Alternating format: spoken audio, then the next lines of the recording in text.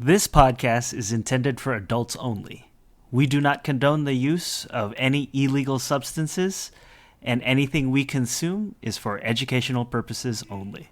Because, we should be afraid of a plant that grows from the ground. And, endocannabinoid system is, it's in your body and it produces cannabinoids. I mean, you know what? I'm gonna stop because I'm gonna rant. Just play the music, Mitch.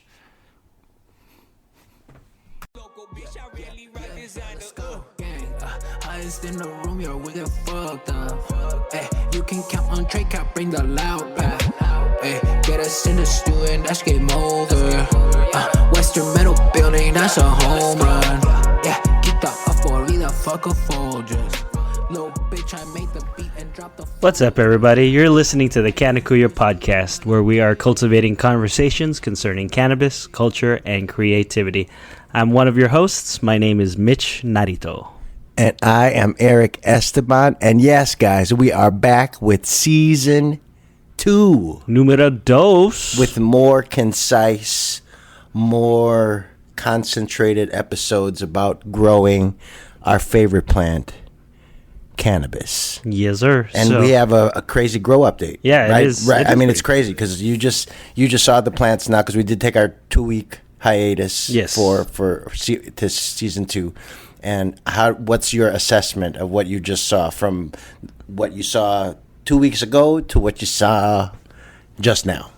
So 2 weeks is a lot, apparently. I didn't think it would be that much of a difference, but just volume-wise, it's a lot. It's big. They're like the plants are like bushes now, and they take up a lot of space. Mm-hmm. No, they take up both of the two. Well, they're technically, I guess they would say 3x5, because technically they're like 2.5 by 4.5 feet. Tents by Spider Farmer, and they are the full canopy is full with multiple bud sites. So I'm excited about that Jack Herrera tent because I was worried about the Jack Herrera. The mother plant, at least. Why? That birthed all the other plants that have now filled up that tent and also are now filling up the clone tent, which we could talk about soon. Because the nutrients that I've used were starting to burn it. It was starting to show signs of nutrient burn where the edges of the leaves were burning. And so I just flushed it with just straight water rather than nutrients or even any kind of organic supplements or recharge or hygrozyme or anything like that. So I just did water for like 2 water cycles and it cleared it up. But I'm going to switch now my nutrient line from a synthetic nutrient line to a fully organic nutrient line. Shout out to Rooted Leaf is my new nutrient line. I just ordered it, and I ordered their starter kit, and I'm going to use that now going forward with the grow. So it'll be a fully organic grow going forward. So when you say you just stop putting chemicals and then it's just straight up water? Yeah. Well, because we could talk about my watering cycle now because that's kind of a fun and weird and unique thing that I kind of came up with, and I don't want to say I came up with myself. I learned it from listening to other growing podcasts. Like you can supplement your soil with garden teas. Like I use an instant garden tea. Shout out to Real Growers. Recharge. It's just an instant powder. You put it in. It's like Kool-Aid, but you put it in. It's like a brown Kool-Aid, and mix it up, and then you water it, and in 2 days your plants look healthy and strong because it has all those bio ingredients that we were talking about, like that supplement the soil and enrich the soil, and then also help to cycle the nutrients into the plants and all that stuff. Recharge has all that, and most garden teas have that because you'd make garden teas by putting in bioactive materials like worm castings or all these things. So I do a garden tea, and then sometimes I'll do a flush, which is just straight water, and then I'll do a nutrient. And the nutrient have now, even when I have a really healthy plant, what ended up happening is the organic materials. Remember, I already put Gaia Green organic material in the soil. Mm-hmm. So that's breaking it down slower than the nutrient. So the nutrients are getting into the plant right away, and it was burning the plant. There's just too much for it to handle. There was too much. So I've switched to an easier, easier, I guess, or probably easier, but also less chemically based supplement line from Rooted Leaf that's all organic. So for your materials, like your soil and everything, how do you know when like your dirt or whatever is completely used up? It's just like nothing will grow or things will die really quickly, or I assume that it's used up after the grow cycle. So in one pot, like I'll use let's just take a 15-gallon pot for example. Mm-hmm. Okay, so I'll use that one pot and I'll first put the seedling in it once it's sprouted, so it's got a couple of leaves on it already. It's already kind of big, so then now I can put it in that big pot, like the way that I put the clone in, like Jack Herrera. Yeah. Right, in that 15-gallon pot. Now that 15-gallon pot is going to grow and it's going to veg just like that clone, right, and flower out, and it's about a 3 to 4 month cycle, right, and then I pull that plant out of the pot, harvest it, dry it out, smoke it, right. Mm-hmm. I take that soil, dump it out, recycle it, put it in like a big plastic bin, put more Gaia Green, more Power Bloom Gaia Green, Bye Bye Gaia Green, more 444 regular, just standard fertilizer by Gaia Green, and then some worm castings. Let it sit for a couple of weeks. Put it in the new pots. And then so it's good to go. So you're just like you're literally just refreshing it. You're just so you don't necessarily have to get rid of it and start over again. No, I'm not doing that at all because it's a waste of money. Because especially if you're gardening the way I'm gardening, and especially now that I'm going to have organic supplements that I can have on the ready, that I can dose out and put into the soil if the plants need it. I'll only buy soil to supplement because the plants eat up all that organic material, it's used up. So you have to end up putting more soil. You have to put in more. Yeah. You have to put in more. But what I would like to, if the ideal for me would be to just reuse and recycle all the soil that's in those pots now. I'll be using them again, but just having to refresh with new fertilizer, new worm castings, new bioactive material, and you're good to go. It's the same thing you could do with your outdoor garden. That's what I'm doing now. I'm resetting my outdoor garden. Okay. No, because I was just wondering, because I wasn't sure, because that's where you really save money too. Yeah. When you recycle your soil. Yeah. No, because for my house plants, if something dies, I keep that soil, or I try to, and then I'll just put new stuff in it. But I know that at a certain point, soil can become just drained of all its nutrients. Right. So you just got to put them back, just like any top dress or any topsoil, any fertilizer, or even I've been integrating fish material, fish poop. Okay. I do that. It's called it's what is that? What's that nutrient line? There's the fish nutrients and the Moro Bloom. So during veg, I use. It's just fish. A bunch of organic matter. Just correct. Back. Okay. But that biomatter has also those microorganisms that interact in the soil that also do all the things that you want it to, because especially here in California, you want to have those almost aquatic microorganisms that live in the sea, but they also live in the soil, in the water in the soil. But they can thrive, and then they can live in your root cycle, and boom, you're in good shape. And then living soil would be you have whatever kinds of worms and and bugs. Other bugs replenishing it naturally. Correct. Okay. All right. That makes sense. Yeah. That's when we went to that farm. Back in season 1, when we went to that farm with Nump, and they were talking about how it's a living soil, no-till, where they were even putting the leaves of the thing, where they were putting the leaves of the cannabis plants on the top of the soil, and then it was kind of just reusing it, because that's what you're doing when I put the Gaia Green on top. All that is in essence leaves. Yeah, so it's just broken down. It's just broken down already, so that the plants can eat it a little bit faster than if they would wait for a leaf to break down on the ground. Oh, okay. Yeah.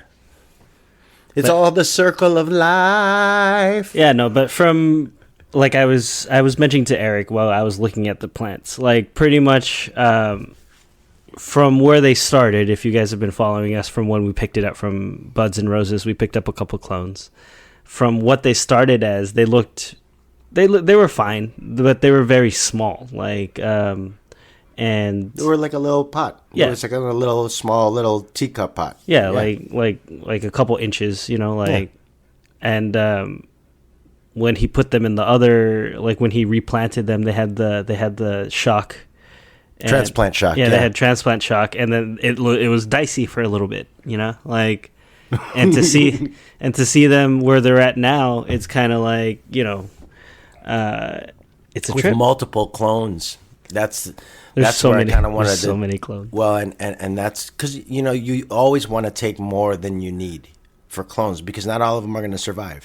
So Like if you take a close look at even all those clones that I have in there, there's some that look not as good as some of the other ones. Yeah. And I'm not going to waste.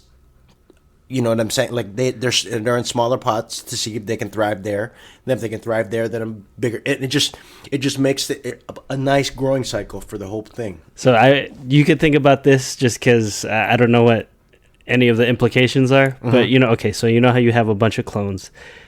Do those count as individual plants? No, because they're not mature. So at what point is it like It's like when they're flowering. It's the ones that are flowering. So the ones in the 4x2s. Oh, okay. So you can have You can have up to 12 flowering plants. 12 flowering. Okay. Correct. Is there a limit on plants that are not flowering? No, because they're not mature. Okay, there's no THC in them. Okay, that you can't really smoke them. You can't do anything with them. They're just vegetative plants. Okay. No, because I was wondering, because I just in terms of like I know that there is a limit to how many you can have at one time. Oh yeah. And I think overall, because I have a license, I think it's 99 in California. And the number keeps changing, so I don't know, but I'm not gonna push it to 99. Eric is nowhere close to 99. I'm never gonna probably be more than 20 plants, even with clones and everything else. Okay, no, because that's good to know. Because I just wanted to know where it's considered a plant. You know what I mean? It's considered illegal. You have to take an account to it and have a license for it type of plant when it's flowering. So technically, the 11 that I have flowering right now are right under the legal limit. Okay, and then you have a bunch of like clones, and like it's a lot of clones because like you just take a clipping and you just stick it in a pot. Just take a clipping and I stick it in the soil. I dab a little Clonex, which is it's like a little rooting agent almost, which is also synthetic. It's not an organic, and then put it right in the soil. So how do you know which clippings to put in pots, or is it just like it's like you're training the plant and then like these are the ones you have to cut, so you stick them in pots? Or there's a lot of talk online of where's the best place in the plant to take the clone. Mm-hmm. A lot of people have said that the best place in the plant to take the clone is closest to the roots because you're going to lollipop your plants, which is going to kind of clean up the bottoms of the plants anyway. Yeah. Because those even those places where there's bud sites, they're never going to reach full because they're never going to get the full sun because they're at the bottom of the plant. Yeah, and they're going to take nutrients and attention Correct. away from. Exactly. And so those are the ones you want to clip off anyway because it's beneficial for the plant and the top buds that you want to have grow big, but also they're the best ones to clip and cut for clones because they're closest to the roots, so there's more structure, almost rooting magic in them almost. Because I don't know the scientific terms, but like there's almost a little bit more essence of the plant in the rooting part because it's lower in the lower part of the plant. But then some people take clones from the top part. It all works. If you can take the clones from any part of the plant and it works. Some people take really thin, small clones and they can do that, and some people take the thicker, more big branches and get a hardy plant right away. I do both.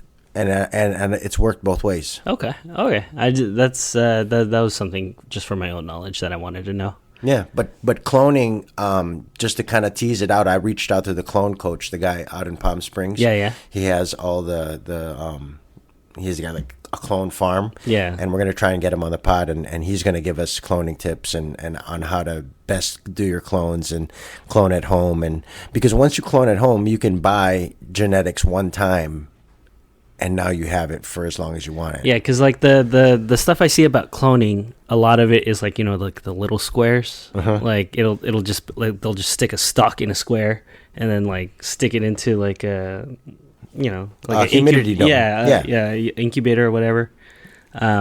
It's funny how even you called it an incubator because they're babies. Yeah. But it looks very similar to a baby incubator, like a real incubator, because it's just the humidity dome.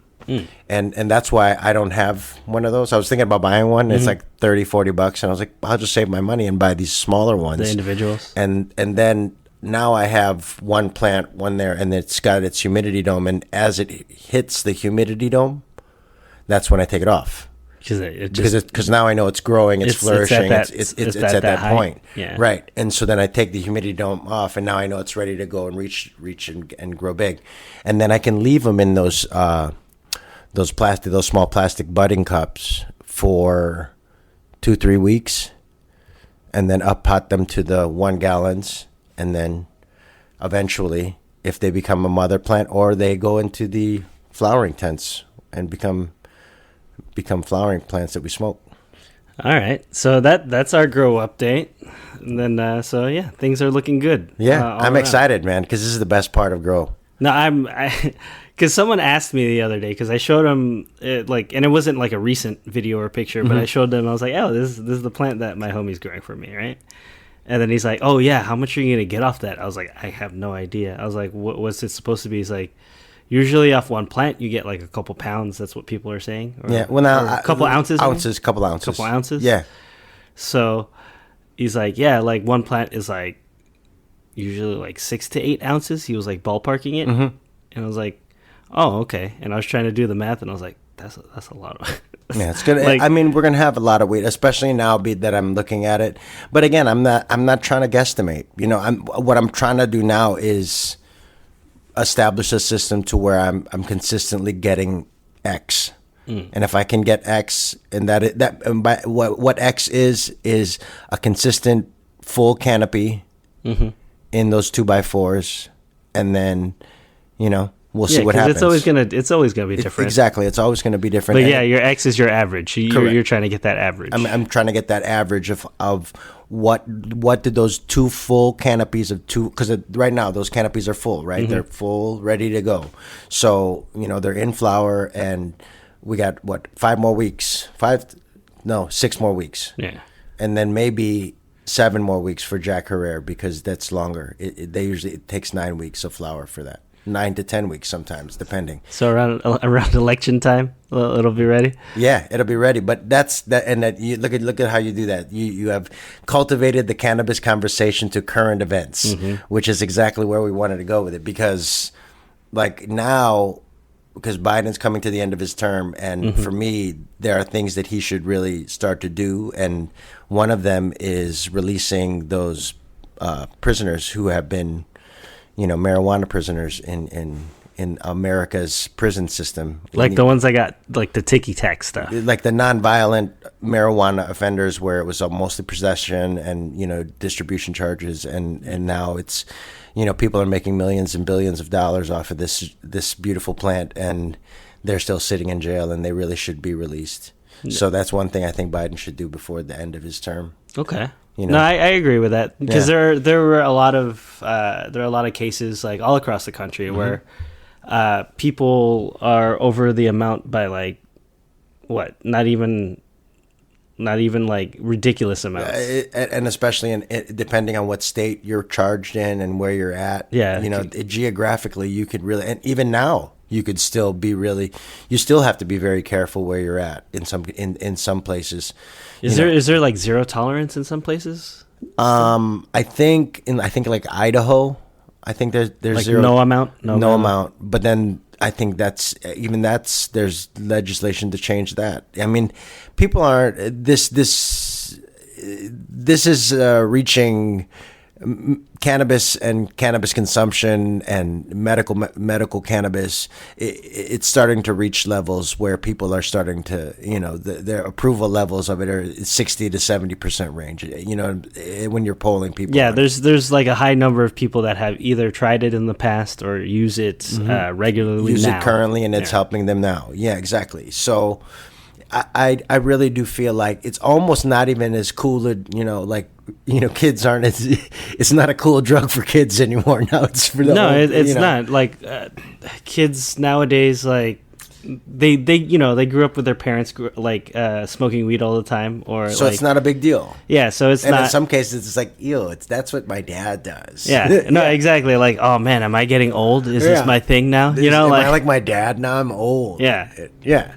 It's interesting. So that's just been my observation, especially, even in because I got this new job at the airport, and I've had to kind of be quiet about my growing, versus, I've kind of had to feel it out with my cannabis radar to see if to see, are you cool or not? Is this a cannabis smoker? And are you a narc?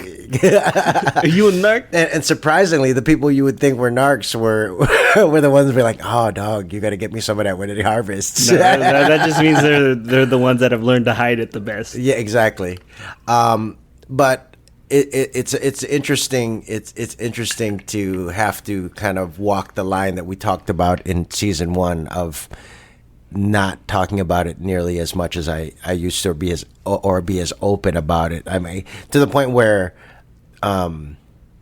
allegedly, I had some on me at the end of my shift, and I was going to smoke a joint at the end of my shift, and I was like, nah, I'll just leave it here at home, and I'll smoke it when I get home, because I'm not going to bring any and have it with me at the airport. Like I've gotten into that paranoid type of at work because I don't want to lose my job. Can I digress? I don't know if I talked about this before, but so I went to I go to Disneyland a lot, right? Mm-hmm. I have a pass, and I go with my wife because that's her like home away from home, pretty much. That's what she likes to do, and that's fine with me because it costs me less money in the long run. Mm-hmm.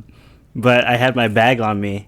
And like every time I text you on the weekend, you always be at Disneyland. Well, that's the only time we can go. I know, but I'm just saying, you always be at Disney. You I almost think you one of them Disneyland. Like I work there. Disney adults. No, I'm a Disney adult. I enjoy it. I mean, but you're not like a freak about it, though. No. For me, I know that there's like a limit. Okay, yeah, you're losing touch with reality at some point. I can understand like believing in magic and goodness and whatnot, sure. But some people take it a little too far. But yeah, no. So we go right, like we go often, and I usually take a bag with me because I just gotta carry stuff around. And there have been a couple times where like I leave stuff in the pockets, and like the last time I went, I had lighters, and I was like, oh damn it, and I had nice lighters, and I was just like, all right, well if they ask me to throw it away, it's fine, right? So they were suspecting everything, and they're like, sir, what's this? I'm like, oh, those are lighters, and they're like, okay, fine. And then they put it in, they let me pass, right? But then there was a time before that I straight up had like joints in my bag, right? Mm-hmm. And I had left them there because I have a secret compartment in my bag, and they checked it, and I was like, oh damn, I forgot about that one, right? And they're like, excuse me, sir, you can't bring this into the park. And my eyes got all wide, and I was like, it's cool, I'll take it back to my car, right? And they're like, sir, if you smoke it on property, we can't let you in the park. I'm like, I'm not gonna smoke it, but this is an expensive joint. I'm gonna take it back to my car. I'll walk my ass back to the car and put it away, and I'll store it, and I'll come back to security. I was just gonna say I've already been there, where I had just bought a pack of what is it, the infused. Yeah, like Jeters or something. There you go. I had a jar of Jeters in my fanny pack, and my kids were doing a play date at downtown Disney. Yeah. And I was like, man, are you kidding me? When I got into the line for the search, I was like, oh no. And my wife's like, what happened? I'm like, I gotta go back to the car. She's like, why? I'm like, I just gotta go back. And she's like, you have Did you realize before, like, you gave your bag to the people? No, once I got in line, I'm like, wait, this is a line for security. They're gonna check our shit. Oh, forget this. Oh yeah, see, like for me, I went back to the car. For me, they actually held it up. Like they went through my bag and they held up my J, and they're like, "Sir."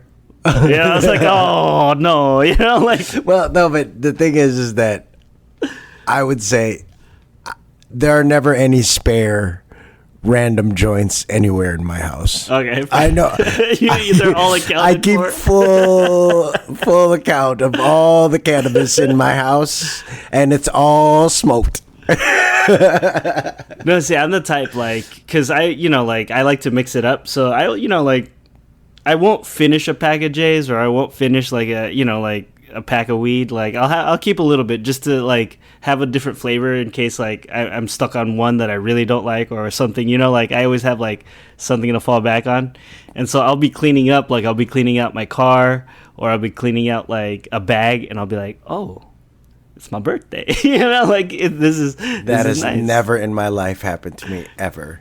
I'd sooner smoke the resin on the bottom of the pipe before I find any random chunk of weed in my house. I would love that. That would be.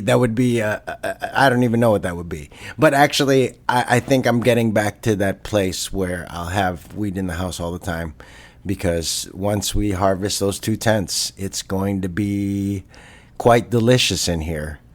Are you the type? Okay, so like. You said it doesn't happen a lot to you, but if you ever find like a nug of weed, right? Like just in a random spot, even if it's old, will you still smoke it? I told you already, there are no random like straight nugs. Up, never? I've never found that. Never. Like I may have. Oh, there's a little bit more weed in this grinder. Wee. Oh, it's in the grinder though. But it's already that. I have full account of every nug of weed that is in my house. Because there would be sometimes where like I'll find a baggie and I'll be like, it's still so good. And also now, since I've been working at the airport, I'm not trying to like have weed on me when I'm at the airport, because again, there's like federal agents literally all around me. And it hasn't been, guys, the rescheduling talk is still talk. It has not yet been rescheduled. So, it's still fishy when you do stuff like that in places like that. I will say, like, I haven't like slipped up at work. Like, I'd never open my desk at work and be like, oh, I forgot about that. Like I don't, like, it's always like the car is the last place. So, and also, it's almost... How do I say this in a positive way? It's almost refreshing because it reminds me of my youth. Wait, hold on. Before you continue. Yes. That's not true. Like, you have found weed in random spots. When? Like, when we've had shows, like, when you wear, like, certain clothes, you'll find shit in your pockets. That's true, but that's just from that night. It's not like from joints from, no, like, just days. That night? Yeah. I don't know, man. Yes, because if there's a joint in my pocket, I go through all my pockets. No, because I could have sworn, like, like after, like, the Cannabis Supper Club, like... Oh, well, that's different. See? So that was from the Cannabis Supper Club. All that weed was from the club, and we were just putting shit in our pockets. Yeah, but then you forgot about it. And I forgot it, and I found it then maybe the next day, but never anything where... It's like weeks or like... No, okay. I never find week-old anything right. of weed in anywhere in my house, because I've already smoked... If I've smoked all the weed, I will have found that random nug that I dropped on the floor already. Okay. But I don't, even when I drop it on the floor, I know that it's falling on the floor, and I pick it up and I put it back in the grinder. Okay. Sorry. I kind of took this conversation on a detour. I just thought it was. It's okay. But speaking of consuming weed and being able to consume weed every day and all that stuff, like, I'm actually, to bring it back to current events, I'm actually concerned about how the election and the results of whatever happens in November election. I think that would be a very determinative factor, because in the Republican Party in Florida is against they've spoken out. Ron DeSantis, the governor of Florida, has spoken out against the decriminalization and legalization of weed in Florida. So all I know is, like, that doesn't make any sense to me. It just makes it like like anyone that is supremely against like marijuana, I feel is just a square. Like, well, it's just they've fully been colonized in their head, and as far as the way that they think about a certain plant because they believe the propaganda. no, I understand. Like, okay, if it's not your thing, or if you have, like if you have different views, like, so be it. Like, I can respect that For sure. but like to be so vocally against it, like straight It's up, like, for me, it'd be like being vocally against Advil. yeah, for people. Yeah, no, Or like like- it's like, hey, like even if you were to bring it to just normal terms, it's like, let's say it was like a soda or whatever. It's like, hey, you can't have soda. Why are you drinking soda? You know, like, yeah, it's like whatever your opinion of it is no effect on me. It's the same thing with when it comes to conservatives and me. I'm very, very progressive liberal person, so I am very anti-conservative when it comes to most things, and that's especially when it comes to my cannabis and my weed, because I mean, I'm probably a little bit crazy about it, when it comes to the stuff, and it's also my main political issue. That's why we started this, current events conversation,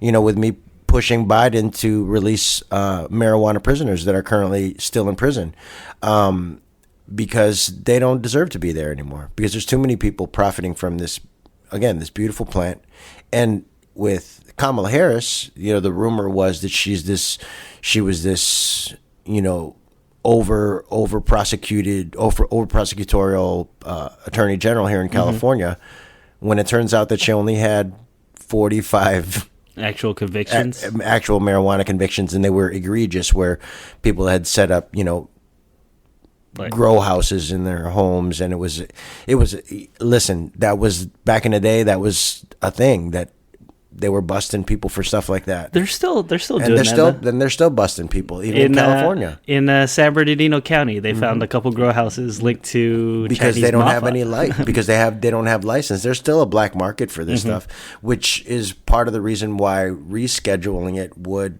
kind of help in.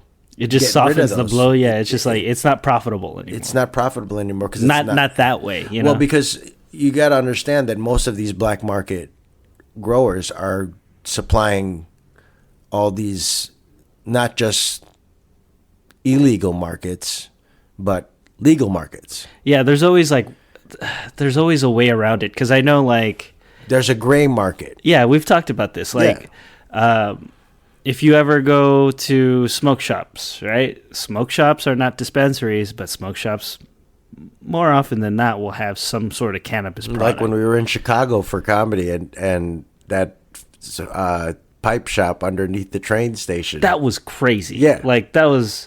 And it was jars of not too bad smelling weed. It was all right. It was weed. Yeah. But yeah, like, the problem with that is you don't know where it comes from, for one, right? You don't know if it's been messed with, or if it's, like you're all about growing organically, like you said. No, like I'm kind of, we'll see how it goes, because I'm switching nutrient lines, so we'll see how that goes. Yeah. But yeah, it's like, we don't know, like, if we smoked was treated with anything. Like, we had, like, it's a little risky. I have to say, like, I had, because, I'm buying my weed right now. I'm still going to the dispensary, and I had I can't remember the name of it now, but it was like a firecracker. The firecracker weed, I'm talking about, where it's like really bright colors, and it's blue, it's purple, but there's like a silver infused background to it, and they're infused.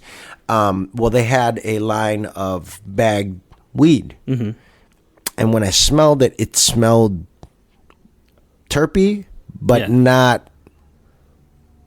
It smelled a weird terpy, almost as if it was an unnatural terpy. You know what I'm saying? Like, just to my, and I'm not a tested. My nose isn't like I'm not. I don't have a very good nose, but at the same time, I can smell what good weed smells like. Chemical. It smelled weird. Yeah. And it smoked and tasted a little weird. Yeah. So I really am looking forward to the October harvest. Yeah, because you don't know how things are processed. And then also, like, just remember, like, you know, these are plants, so sometimes there are bugs and whatnot. And then there's fungus and there's all sorts of stuff, you know, like, at least when you go to a dispensary, there's more of a notion like, hey, this has gone through a process, this has been looked at before it's been put out for, you know, general mass public consumption. But also, that's still, you know, like, that could still mean nothing, because I know, like, you know, there was like the LA Times article like a couple months ago that was full of BS, but it is. But then, like, you know, like, how do you know for sure? There's but that's exactly what the goal of that article was to put that little bit of doubt in your head. Yeah. You know, and make that little bit of danger again. Add that little bit of danger back to the cannabis industry, and to be honest, to a degree, I can't. I'd be a hypocrite if I didn't say I don't agree with you. And there is a level of doubt in my head whenever I buy weed from the dispensary, unless it's from, you know, exhalants, and I can see the plants that they're harvesting, and I buy their brand, and I know it's basically there's no other way it could be set up. Yeah, every dispensary has their house brand. Mm-hmm. Like they have whatever, you know, farm or whatever they go to, you know, like we should really tag exhalants in our. I've mentioned them so many times already. They really need to start giving me some free stuff. I'm just kidding. Technically, they do. You spend enough there, they do. Oh yeah, that's true. I spend a lot there. Yeah, but no, like it's. But that said, if you get your license here in California, just a quick tip for a license in California, that basically takes off the sales tax.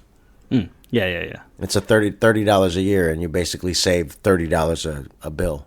Yeah, it's nice. No, because taxes are rough. Yeah, taxes. Because if you spend $100, it's gonna be $120, $125. Yeah, for your bill, for your final bill with taxes. So that's what I'm saying. Like if you get your license in California, which is again, I'm not going to shout out the place where I got my license, but you can. There's many different services to even get it online. Yeah, and you can get your license in California, and you get a extreme discount up to and including where the store that I was at, I had only a certain amount of cash, right? And they made it so because of my they were like numbers. They figured it out so where this is exactly what I needed. No, but straight up, like I do think that licenses, like, they do help you save a lot, because like the way that most dispensaries are structured is like they will have some sort of, you know, deal on every day of the week. You know, it's like, oh, this day we have this brand for 20 to 30% off, right? Mm-hmm. So pretty much that 20 to 30% off, you're just buying the weed at face value, you know, like you're just paying for that plus the taxes, you know, like, but it's a game changer if you can get that and then you don't pay any taxes, because then you get an actual 30% off, you know, like, so instead of like $100 bill, you're paying $70. Yep. So I like the deals at the dispensaries, and it kind of is a way to wrap up this episode in the way that I kind of want to wrap up every episode and ask you, Mitch, what are you currently smoking? So right now, the last time I picked up, there was a sale on Claiborne. Okay. So I picked up, I don't remember the exact type, but it was a hybrid indica dominant, and it's okay. It's okay. It's okay. Like it does. That's your review is okay. It's okay. Like I haven't had. Is that what's in your jar right there? Yeah. Okay. Yeah. I haven't had like a weed where like I've taken. I think I've been smoking so often. Like my tolerance is a little high right now. Why have you been? Because it's stressful at work? No, it's not stressful. It's just like just been smoking. It's just my routine. Yeah, it's just my routine. Like I said, like my routine is like I'll wake up, I'll smoke, go to work, and then like lunch break, maybe I'll smoke, and then when I get home, I'll smoke again. So it's consistent, because it's like I'm not getting enough sleep right now, because like my schedule is still kind of off, and I've been busy creatively, like stuff has been coming up. And yeah, dude, I saw. That's why we're recording this today and not like a couple weeks ago. But even then, I'm happy to be back, season 2 with you. And what we were sampling this before we started, because we always do a pre-smoke, and what I am currently smoking is my favorite brand of weed. Cam. No, Shout out to Cam. It tastes Blueberry Thin good. Mints. It tastes good. Woo. Like So good. like you could really taste it. It's like for me, I was like, oh, like that's piney. Like the Claymore is good, but it didn't have that. There's no uniqueness to it. Whereas Cam, every single time, there's something distinct, something wonderful, unique about the strain you're smoking. It's a really consistent brand for me. And whenever I buy weed now, I'm not even gonna waste my money on anything else. Yeah, but yeah, like I've been smoking mostly flower. Like I haven't been picking up like pre-rolls or anything. Like I did pick up some pre-rolls though. Okay. I had these Hash Walkers is the brand. I haven't name. had that brand. And they have ice resin hash in the pre-roll. I had strawberry cough the other day. Someone gave, but it was infused flower. So it tasted. It was good. It was potent. It tasted like Fruity Pebbles. Well, I can't wait to taste our strawberry cough that's growing, and we've got about, in that case, 7 more weeks. Yeah. 6 more weeks. 6 more weeks because it's week 2 now. Week 2 of flower, and I'm so excited about all the plants in the Buddha Lounge. So you just got to stay tuned here for more grow updates, and me and Mitch talking cannabis current events on the Canna Kuyas. And please don't forget to follow us on Instagram at Canna Kuyas. And what do you think, Mitch? What else do you want to say to start off our season 2? Yeah, so thanks for joining back up with us. Like hopefully that wasn't too long of a break for our loyal listeners. And from the downloads, it doesn't look like it because you guys there's the consistent downloads on our podcasting service I'm seeing from all over the country. So shout out to everybody, and shout out to the people who want to be guests, because we're going to be reaching out to you soon, and we're going to have way more guests on the Canna Kuyas podcast because I have now mastered the StreamYard. Nice. As always, don't forget to like and subscribe. Go ahead and share us. If you guys have forgotten, because we are a cannabis podcast, we kind of show up lower on the search engines. Let's be real. We're banned. We're not. We're shadow banned. Well, it's not us particular. It's just the subject in general. It's not the subject in general, but still, it sucks that the subject in general is still shadow banned. So until it's not, you guys please do share us, and let's do the sign off, bro. Yeah. Oh, before we do that. Oh, yeah. What's up? We still haven't received any reviews, so we still got shirts and stuff if anyone wants a free shirt. But also, if you want a shirt and you want to buy it and support our podcast, you can go to 12 Productions. The word one. See, I hate to spell TOO. I was going to spell the whole thing, and then I hesitated. Your brain farted? Exactly. So, but 12 Productions.com, and you can see, I can't spell out loud, guys. It's so consistent. That's why I love it. Anyways, guys, you've been listening to the Canna Kuyas podcast, where we are cultivating conversations concerning cannabis, culture, and creativity. I'm one of your hosts, Mitch Narito. And I'm Eric Esteban. Go ahead. And to all our Canna Kuyas and marijuana ates, stay lifted, stay elevated. Peace, y'all. Season 2. Woo-hoo-hoo. Season 2. Stay tuned for more, guys. Yeah. Peace. I got my hoodie on, now peep the chest as human catalyst. Downtown True La Vista, on 3rd Ave where I go cop some shit. Fuck a thief, so fuck zoomies. Yeah, they whack ass jacket shit. Yeah, I move too swift, so I'm striking silence. Fuck the violence, man, check my mileage, cause I got driving. First tour, I drove 6 states, never thought I'd be there right by my side, man. What a time it is to be alive. See, I'm charged up, feeling energized, do the enterprise, move supersized. Y'all extra like a side of fries. Whoa, false guys who you idolize. Yeah, go against us, I would not advise. We the highest in the room, just look up, boys, and you can find us. Our song should have more plays, but we too though, they rewind us. All my talk is lined up, every day my girl get fined up. All my clothes is local, bitch, I really rock designer. Gang, highest in the room, yo, we get fucked up. You can count on Trey, can't bring the loud back. Get us in the stew and that's game over. Western Metal Building, that's a home run. Yeah. fuck a Folgers. Little bitch, I made the beat and dropped the full verse. I just hit a steelo, I got dripped up. Package born and raised, bitch, I got dripped up. Y no se compara. Yo estoy con mi pana, se llama Drake, fumando ganja. Estamos con Cali, fumando en Cali, yo sé que traen ganas. Ella me dice, papi, que terminamos la cama. Highest in the room, yeah, we get fucked up. You can count on Trey Cap, bring the loud pack. Get us in the stew and that's game over.